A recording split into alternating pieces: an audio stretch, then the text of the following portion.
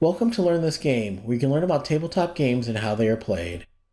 In this presentation, we'll be looking at Marvel Champions, the card game. In this video, there'll be a general description and overview of the game. We'll inventory the components, and we'll go through gameplay, including setup, sample turns, and victory conditions. After the sample playthrough, there will also be an overview on how to customize your own decks. In the description, there'll be some helpful links. There's also a timestamp index so you can navigate directly to any part of the presentation. If you want to skip this introduction and go straight to the setup and gameplay, you can go to the timestamp index now in the description. And if you find this video helpful, please like, subscribe, and share. You can also leave a comment to share your experience with this game, or let us know what game you'd like to see reviewed.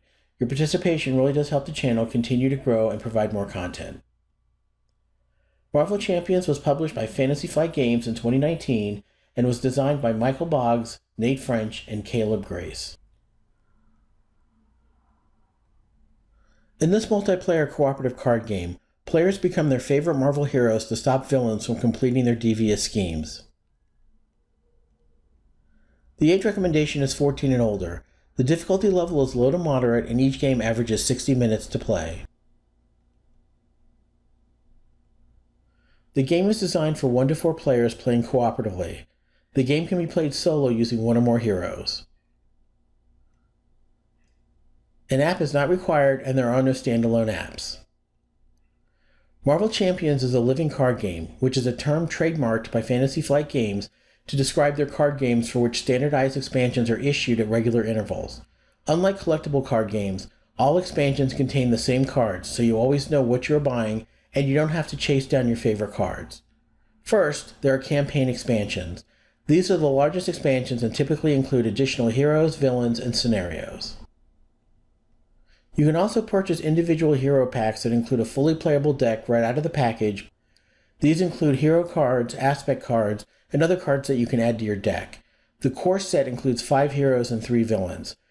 There are also scenario packs that add scenarios and encounters.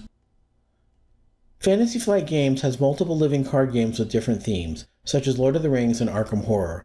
If you don't like the comic book theme but do like the living card game model, you can explore these other worlds. Now that you've seen a brief introduction of the game, let's get into the game itself.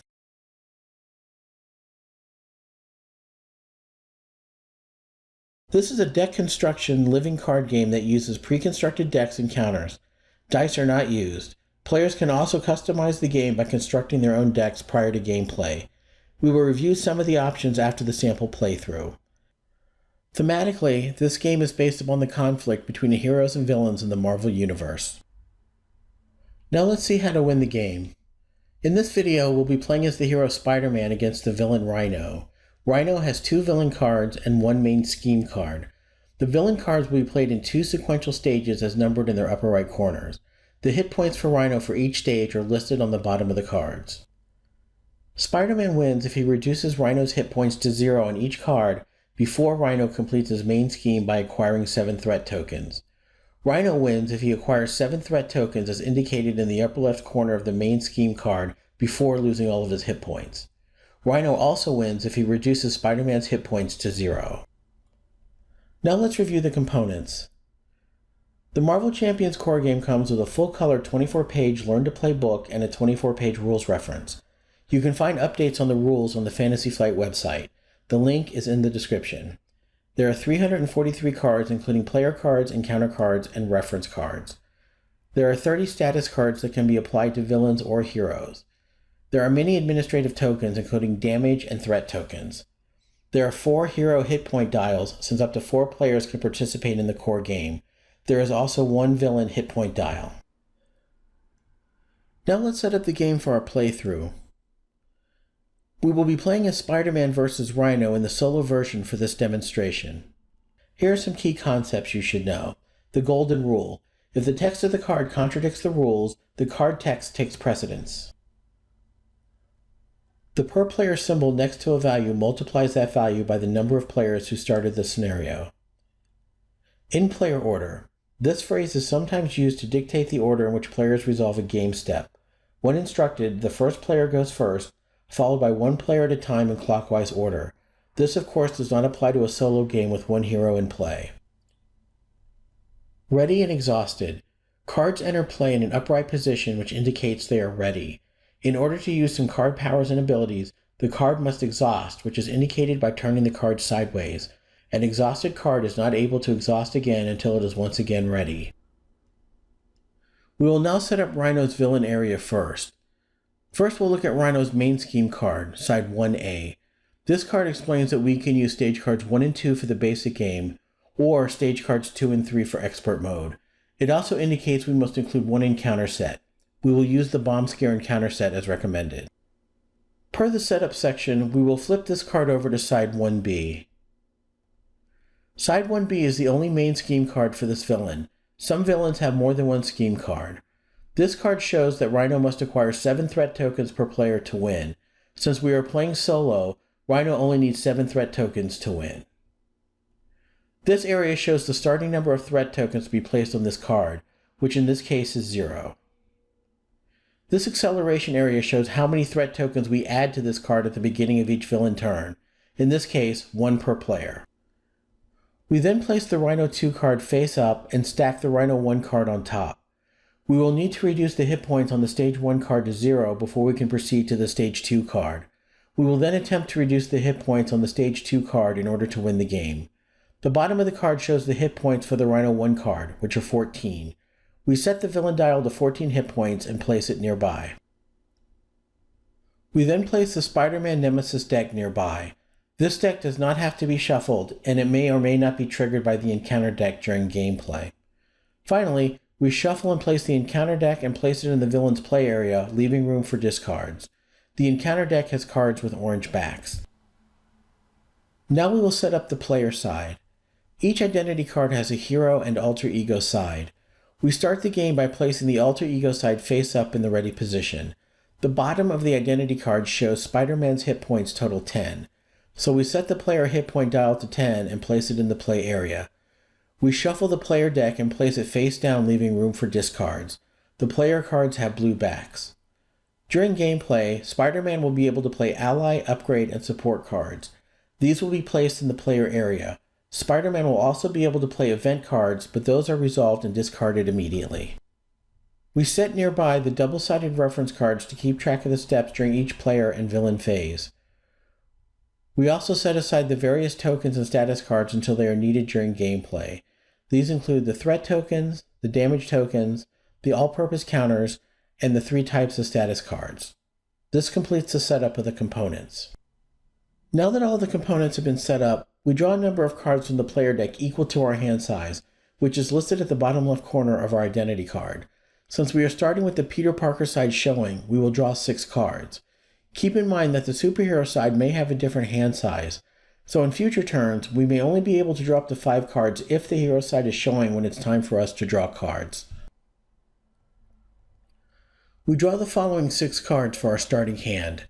At the start of the game only, we may discard any number of cards from our initial draw and draw back up to our starting hand size. The discarded cards are not shuffled back into the deck at this time, but instead placed in the discard pile. We will not discard any cards at this time. The last step of the setup is to resolve any character setup abilities listed on the alter ego card. Since Peter Parker has no character setup instructions, we are now ready to begin play.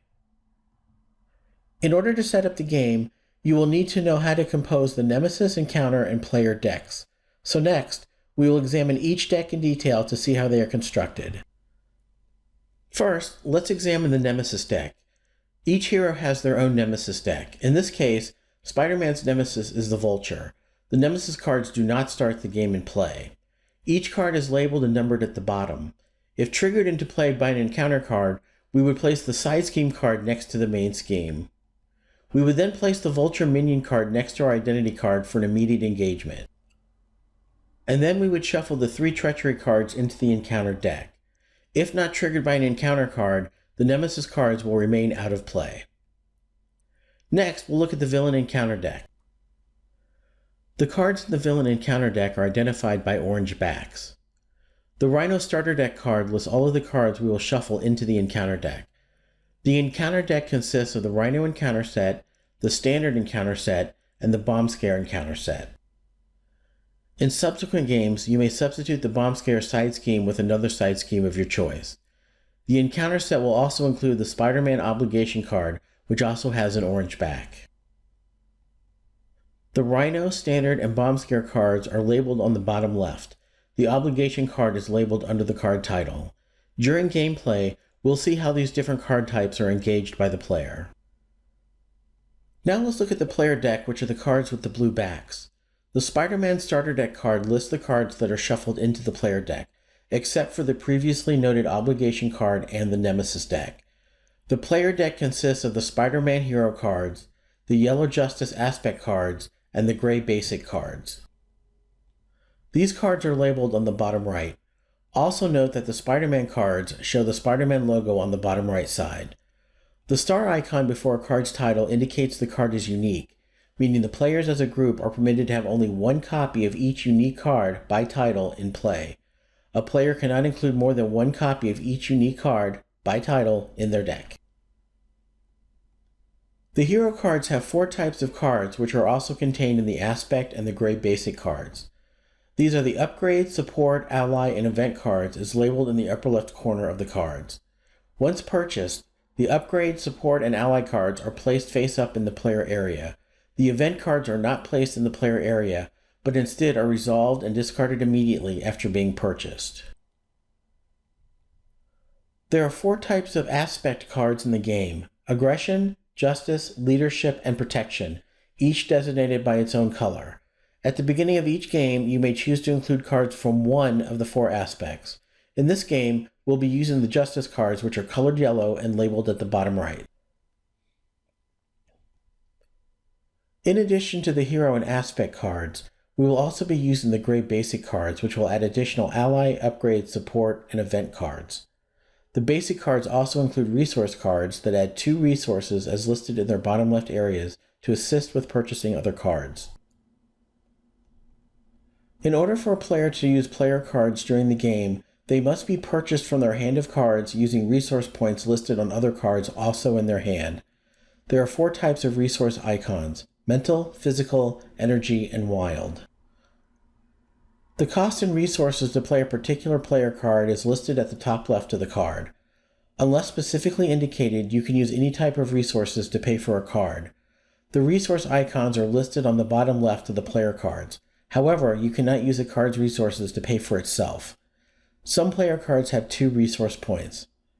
When a card requires you to spend a particular type of resource point, you can use any wild resource to substitute for the other types. Now that the game has been set up and you know how the decks are constructed, we can begin gameplay. Now let's see how the game is played.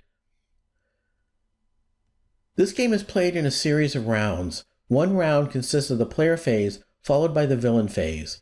Let's now start the player phase of the first round. The player phase reference card shows the actions we may take during our turn. These include playing the cards from our hand or using cards in our hero play area, attacking the villain or any engaged minions, thwarting schemes, or recovering some of our hit points. We may also change our form from hero to alter ego or vice versa once each round and only during our own turn. Except for changing form, each option may be performed as many times as desired as long as we have the necessary cards and resources to pay the costs. In order to determine our strategy each time we begin a player turn, we need to consider such factors as the villain's remaining hit points, the threat level of any active schemes, and the remaining hit points of our hero. We then examine our player hand. The cost and resources of each card is indicated at the top left corner, along with its card type such as event, upgrade, ally, or support. We can also use resource cards to purchase other cards in our hand. The bottom left of each card shows the resource type and value of the card if it is spent to purchase another card. As stated previously, there are 3 specific types of resources and 1 wild resource that can be used in the place of the other 3. Unless specified otherwise, any resource type can be used to purchase cards. Also note that in our alter ego form, we are able to generate a mental resource once per round. Generating this does not exhaust our player card. If a card is an ally, upgrade, or support, it enters play in ready position in our player area. If it is an event card, we resolve the effects and place it in the discard pile. Resource cards are used to purchase other cards in our hand. Initially for this scenario, there are no threats on the scheme to thwart, so we can focus on attacking Rhino to reduce his hit points. Let's start by purchasing the Mockingbird card, which is an ally that costs 3 resource points. We may only have up to 3 allies in play at a time. If we want to play an additional ally but already have 3 in play, we can immediately discard one of our current allies to make room for the new ally. In order to pay the resource cost for this ally, we will use Peter Parker's resource ability to account for 1 resource point, and the 2 resource points on our energy resource card, which gives us a total of 3 resource points to pay for the card. We then discard the resource card to the discard pile and place the ally card in our play area in the ready position. Let's take a closer look at the Mockingbird ally card. This card has the unique symbol, which means that only 1 copy of this card can be in play at a time, and each player can only have 1 copy in their deck. This ally card has 2 basic powers: Thwart to remove 1 threat token, and Attack to reduce 1 hit point of an enemy. The star symbols below indicate that thwarting or attacking will cause 1 point of consequential damage to the ally, which will reduce their hit points by 1. This area shows how many hit points the ally has. Once the hit points are reduced to 0, the ally card is discarded. This particular ally has the response keyword. Now that she has entered play, we can stun 1 enemy. There is only 1 enemy available at this time, so we place a stunned card on Rhino. The stunned card indicates that the next time Rhino attacks, this stunned card will be discarded instead. Looking at our hand again, let's also purchase the support card, Interrogation Room, which costs 1 resource point. We can use the Tenacity card's 1 resource point to pay for the cost. We place the Tenacity card in the discard pile and place the support card in our play area. This support card indicates that we can only have 1 of these Interrogation Room cards per player in play at one time. The response keyword tells us that if we defeat a minion, we can exhaust this card and remove a threat from a scheme. This card will remain in our player area in the ready position until it can be used. At this point, we will not use any additional cards in our hand. Our alter ego has 1 basic power of recovery. Since we do not have any hit points to recover, we can change into our hero form. Our hero form has the 3 basic powers of Thwart, Attack, and Defend. We will use our attack power to inflict 2 damage points to Rhino. We will then pay the cost of this action by placing the hero card in the exhausted position. We reduce Rhino's hit points on his dial from 14 to 12 as the result of Spider-Man's attack. Next, we will use our ally's attack power to inflict 1 damage point to Rhino. This will also result in 1 consequential damage point to our ally, which will reduce her health from 3 to 2. We then turn the ally card into the exhausted position and add 1 damage token to her card. She now has 2 hit points remaining. We also reduce Rhino's hit point dial from 12 to 11. Since we will not take any additional actions, we can end our turn by completing the following. First, we ready our exhausted cards. Next, we discard any cards from our hand and draw back to our hand size. Since we are now in our hero form, our hand size is only 5. We decide to keep our current 2 cards and draw another 3. We draw the Genius Resource card that gives us 2 resources to spend when purchasing another card in our hand. We draw the basic card Haymaker, which is an event card. And we draw the Justice card Surveillance Team, which is a support card. This brings our hand total to 5 cards. Our turn is now complete, and we proceed to the villain phase. We will refer to the villain phase reference card to see how the villain turn is conducted. Per the acceleration icon, we add 1 threat token to the main scheme card at the start of the villain turn. Next, we confirm if Spider-Man is in hero or alter ego form. If Spider-Man is in hero form, then Rhino will attack. If in alter ego form is Peter Parker, then Rhino will scheme. Since we are in hero form, Rhino will attack. However, since there is a stunned card attached to Rhino, we will remove the stunned card instead, allowing us to escape his attack this turn. When in hero form, Spider-Man has the interrupt ability, Spider Sense, which allows us to draw 1 card when the villain initiates an attack against us. However, the stunned card nullifies the attack initiation, so we will not draw a card this turn. We then deal one encounter card face down to each player. This encounter card is then revealed and resolved. This encounter card is a treachery card and indicates that when it is revealed, the villain schemes. We then add one threat token to the main scheme card and discard the encounter card. This completes the villain's turn. This concludes the first round, so we begin the next round with our player turn. We notice that the villain hit point dial is at 11, our hero hit points are still at 10, there are 2 scheme tokens on the main scheme card, and we are starting with all cards in the ready position with Spider-Man in hero form. It is important to note that if we had exhausted Spider-Man or an ally during the villain turn, those cards would remain exhausted at the start of our player turn, since our cards can only be readied at the end of the player turn. This is an important strategic consideration if we exhaust Spider-Man or an ally to defend during the villain turn. Now let's look at our player hand. If we purchase the Haymaker card for 2 resource points, we can deal 3 damage to an enemy. Since this is an event card, we would apply the damage to Rhino and immediately discard this card. It would not go into our player area. The hero action key phrase is noted on the card, so we can only purchase and use this card while in Spider-Man form, which we are currently in. We can use our resource card titled Genius to pay the cost, since it has 2 resource points. This card will also be discarded immediately after use. We will then use the Surveillance Team card, which has 1 resource, to purchase the upgrade card Web Shooter, which has a cost of 1. We will discard the Surveillance Team card and place the upgrade card into our player area. First, we'll place our discards in the player discard pile. Next, we'll reduce Rhino's hit points from 11 to 8, since we played the Haymaker card dealing 3 damage.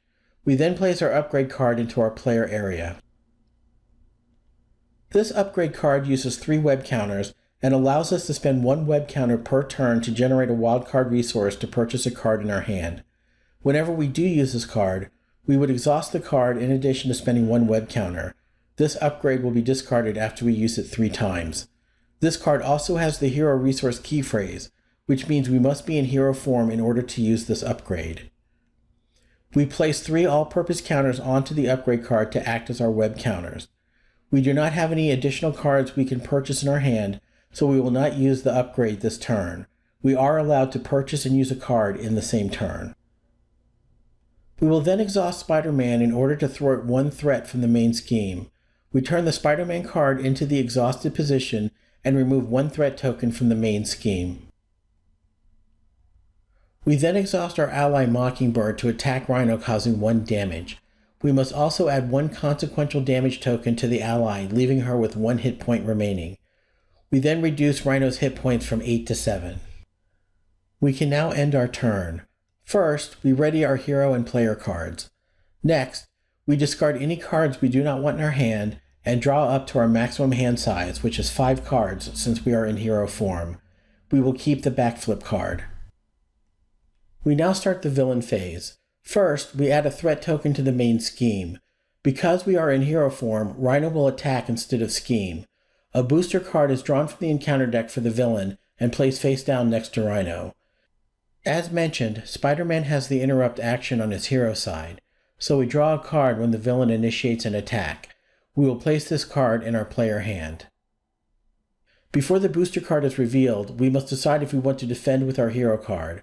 If we want to defend, we would have to exhaust our hero card to use the basic defend power to reduce the attack of Rhino by 3 hit points.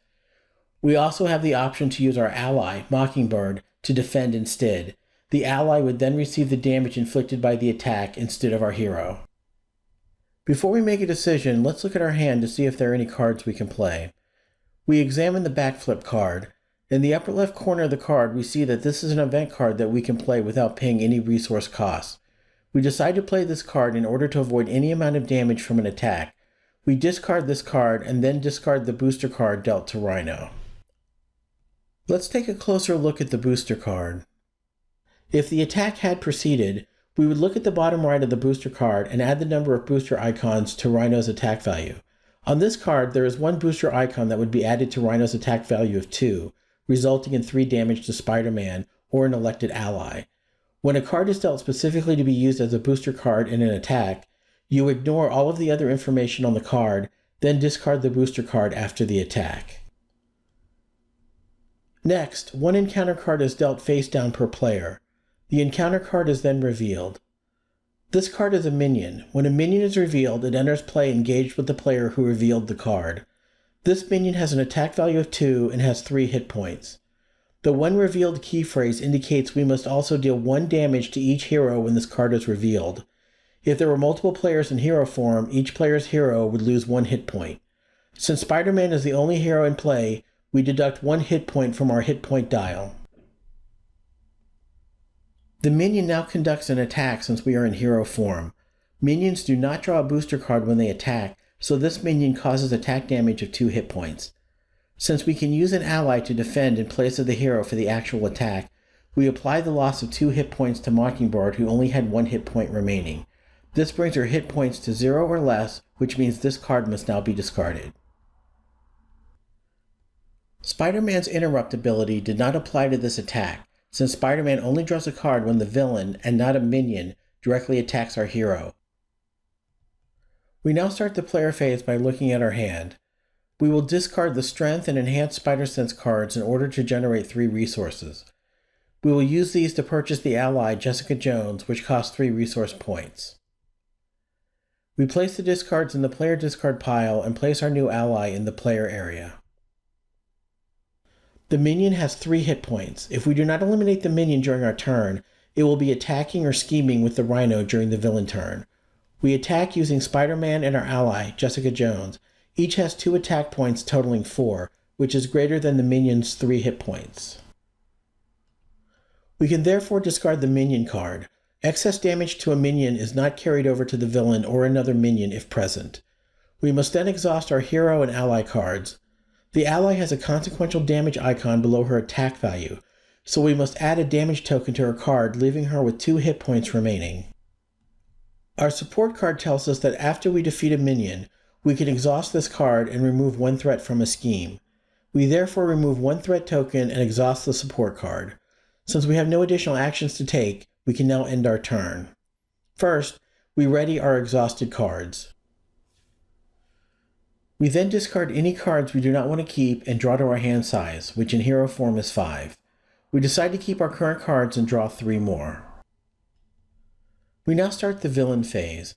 We place 1 more threat token on the main scheme card. Since we are in hero form, Rhino will attack with an initial value of 2 before drawing the booster card. Since the villain is initiating an attack, Spider-Man uses his interrupt ability and draws 1 card from our player deck, which we will place in our player hand. This gives us 6 cards in our player hand despite the hand size limit of 5 in hero form. The golden rule allows us to comply with the card text and still draw a card, but if our hand size still exceeds our limit when it is time for us to draw again at the end of the player phase, we must discard down to our original hand size limit. We elect to have our ally, Jessica Jones, defend instead of Spider-Man. We draw and reveal the booster card from the encounter deck. Since there are no booster icons on this card, we do not add any attack points. Therefore, Rhino inflicts 2 damage to our ally, and we discard the booster card. Since she only has 2 hit points remaining, her hit points are reduced to 0, and her card is discarded. We then draw and reveal the next card from the encounter deck. Taking a closer look at the card, we see that this is a side scheme. Side schemes are placed next to the main scheme until their threat tokens can be removed, after which the side scheme is discarded. As indicated at the bottom of the card, when we first place the side scheme, we put 2 threat tokens on the card. And when this card is revealed, we place 1 additional threat per player onto the card. So in this case, we will place a starting total of 3 threat tokens. Finally, the acceleration icon instructs us to place 1 additional threat on the main scheme at the start of each villain phase, as long as this side scheme is in play. So if this side scheme is still in play at the start of the next villain turn, Rhino will get 1 extra threat token placed on his main scheme, and for every turn thereafter until the side scheme is discarded. We can discard this side scheme after we have removed its 3 threat tokens. We then add 3 threat tokens to the side scheme. We start our player turn by looking at our hand. We decide to purchase the event card Swinging Web Kick, which allows us to deal 8 damage to Rhino if we are in hero form. The card costs 3 resource points, so we'll use these 3 cards to pay the price of the card. All 4 cards will then be discarded. We then reduce Rhino's hit points by 8. Since Rhino only has 7 hit points remaining on his Stage 1 card, we have defeated this stage by reducing the hit points to 0 or less. We can now remove the Stage 1 villain card from play to reveal the Stage 2 card. The Stage 2 card provides 15 hit points to Rhino, so we reset Rhino's hit point dial to 15. Although Rhino suffered a loss of 8 hit points when he only had 7 hit points remaining, the excess damage from the Stage 1 card is not carried over to the Stage 2 card. We will then use Spider-Man's basic thwart power to remove one threat token. We can remove the threat from either the main scheme or side scheme. We remove one threat from the side scheme and exhaust our hero card. Since we have no additional actions to take, we will end our turn. First, we ready our hero card and any other exhausted cards. We then draw cards back to our max hand size of 5. We start the villain phase by adding 2 threat tokens to the main scheme. We added 2 threats instead of 1 because of the side scheme's requirement that we add 1 threat at the start of each villain turn. Rhino now has 4 threat tokens on the main scheme out of the 7 needed for him to win the game, so this is something we need to consider during our next turn. Since we are in hero form, Rhino will attack with 3 damage points, which is an increase from the prior Stage 1 card of 2 attack points. Since the villain is again initiating an attack against our hero, this triggers our interrupt ability, and we draw 1 card from our player deck and add it to our player hand. We then draw a booster card for the attack and place it face down. We have the option of exhausting our hero card to use his basic defense power to reduce any damage by 3 hit points. However, this would exhaust our hero and we would not be able to ready him again until the end of our next player turn, so we will not defend at this time. We reveal the booster card, which has 2 booster icons on the bottom right, which added to Rhino's attack value of 3 results in 5 lost hit points for Spider-Man. We discard the booster card and reduce Spider-Man's hit points from 9 to 4. We then draw and reveal the next encounter card. We draw Spider-Man's obligation card. Every hero has 1 obligation card. If there is more than 1 player, the obligation card is given to the player who is controlling that hero's obligation card. This card gives us the option of changing to our alter ego. As the card states, we can exhaust Peter Parker to remove this obligation card from the game, or we can discard a random card from our hand, but this would result in a surge, which means we would have to discard this card and draw another one from the encounter deck and immediately resolve that one as well. We select the first option and decide to flip to the alter ego side and exhaust Peter Parker to allow us to remove the obligation card completely from the game instead of placing it in the discard pile. This means the obligation card will not appear again if the encounter deck is ever reshuffled to continue play. If we had elected the second option on the card, we would have placed the obligation card in the discard pile, thereby keeping it in the game. Recall that we cannot ready the card again until the end of our player turn, so when we start the next player turn, we will have to play the entire turn with our alter ego or hero in the exhausted position. Even though our exhausted card is in the alter ego form, we can still change once to Spider-Man during our turn, but the card would remain exhausted.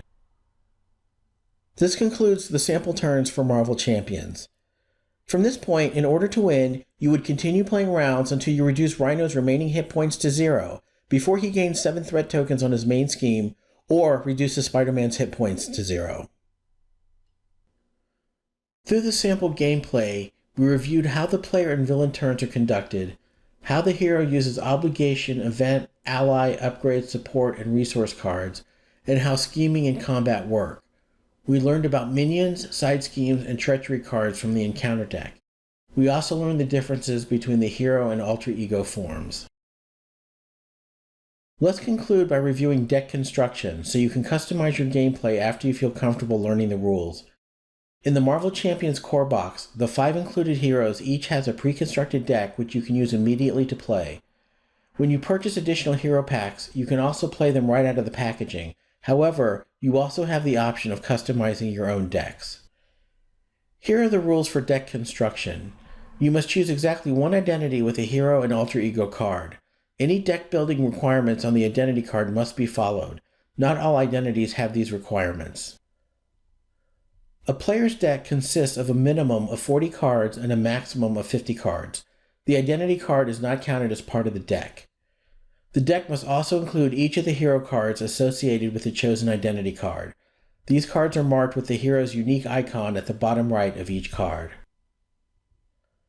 You may choose exactly one of the 4 aspects to use for customization. The remainder of the deck is then customized with cards belonging to that aspect and/or basic cards. No more than 3 copies of each non-unique card by title can be included in the deck. And finally, no more than 1 copy of each unique card by title may be included. This concludes this review of Marvel Champions the card game. Visit us at these sites and don't forget to leave a comment to share your experience with the game or to let us know what games you'd like to see reviewed. Also be sure to subscribe to be notified of future videos on expansions and hero packs. And if you'd like to experience something more exciting than thwarting evil schemes by what are essentially grown adults wearing Halloween costumes, stick around for our disclaimer. Coming up next.